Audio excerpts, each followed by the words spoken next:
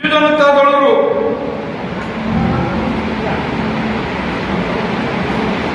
मोर इस्तफा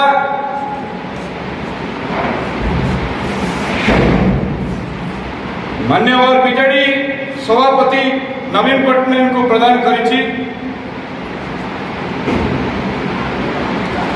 धर्मशालार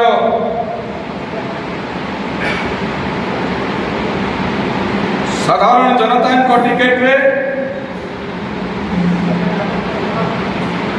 धर्मशाला लोकंकर स्वर होई मु स्वाधीन प्रार्थी हवा घोषणार पुनरावृत्ति करुछि। टिकेट राजनीति रे हताश होई धर्मशाला अंचल युवनेता सतीश विश्वाड़ बीजेडी इस्तीफा देइछंती। गत अर्ध शताब्दी धरी से बिजु परिवार सदस्य थिले। छात्र राजनीति रे जनता दल आरंभ करी आज पर्यंत बिजु जनता दल सह थिले। धर्मशाला रे वंशवाद राजनीति तथा भ्रष्टाचार विरुद्ध रे स्वर उत्तोलन करथिले। धर्मशाला सबेरे प्रसंग भित्तिक राजनीति करी निजर स्वतंत्र परिचय सृष्टि करथिले।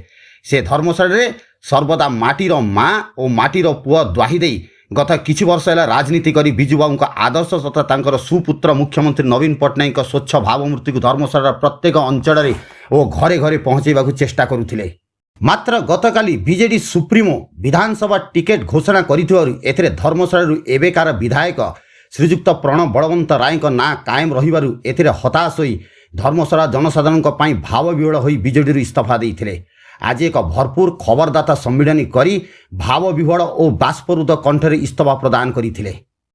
अर्ध शताब्दी धरी तत्कालीन जनता दल एवं बिजु जनता दल सहित मोर जो संपर्क थिला वंशानुक्रमिक संपर्क को छिन्न करी मो आज बिजु जनता दल एइथिपई निष्पत्ति देइछि जे धर्मशालार विधायक एवं तांको परिवार नवीन बाबूंकर आदर्श बिजु आदर्शर सीरियल किलर साजिचंती। आउ धर्मशाला रे जो भली भाव में टिकेट दिगला एतर आश्चर्य हबार किछि नहीं।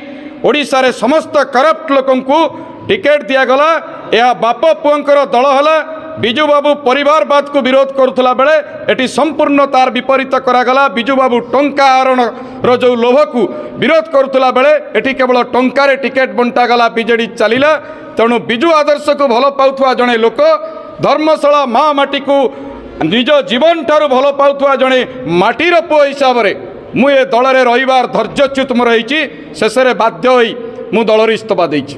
कोन रहइबो आगामी दिन पदक्षेप मो आगर भी कहिछि मु 2023 रे मु प्रथम लोक ओडिशा राजनीति रे कई 29 वर्षर विधायक विरुद्ध रे प्रति घर को प्रति गाँ को जाई नांती मु पदयात्रा करी धर्मशाला माटीर स्वाभिमान पे स्वाधीन प्रार्थी हेबी बोली घोषणा करिछि। धर्मशाला माटी तार परीक्षागार